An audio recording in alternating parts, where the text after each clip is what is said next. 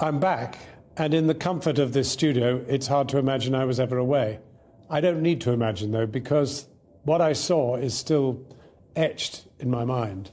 What I never knew is what I know now, which is that those people who live in Gaza are mainly, but unbelievably young.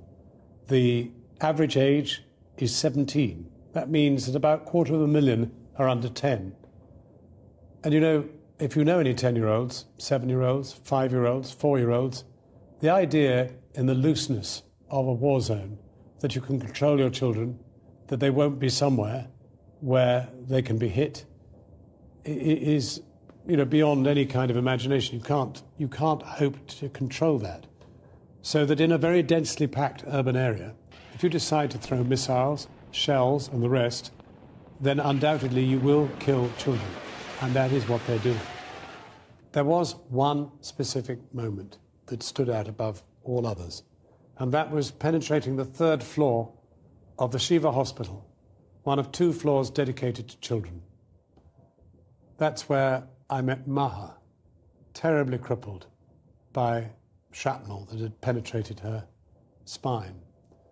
That's where I saw this little 2.5-year-old with panda-sized, huge, suppurating, round, panda-like wounds that almost prevented her eyes opening at all.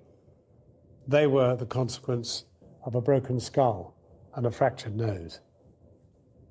I can't get those images out of my mind. I don't think you can either, because they've been everywhere. They are the essence of what is happening in Gaza. Now, of course, Hamas, for its part, was throwing rockets into Israel, designed, ideally, as they would put it, to kill Israelis.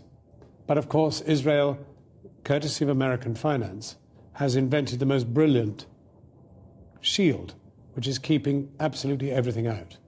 And that's a big difference. The suffering is amongst the ground troops, mainly 20-year-olds, who go in and get killed. So when I last spoke to the Norwegian doctor who is one of those dealing with the consequences of this bombing, I asked him how many children have been wounded. They've registered 1,310. How many children dead? 166. But that number is growing all the time. That is what makes this something that every one of us has to confront. We have to know that in some way we actually share some responsibility for those deaths. Because for us, it is no priority whatever to stop it. Our United Nations, our government, our world is not that interested. The fact that you're watching this, that you've chosen to watch it, means that you're actually motivated to do something. And that, in the end, is the greatest hope the people in Gaza have. We cannot let it go on. If our reporting is worth anything, if your preparedness to listen and watch and read is anything to go by, together we can make a difference.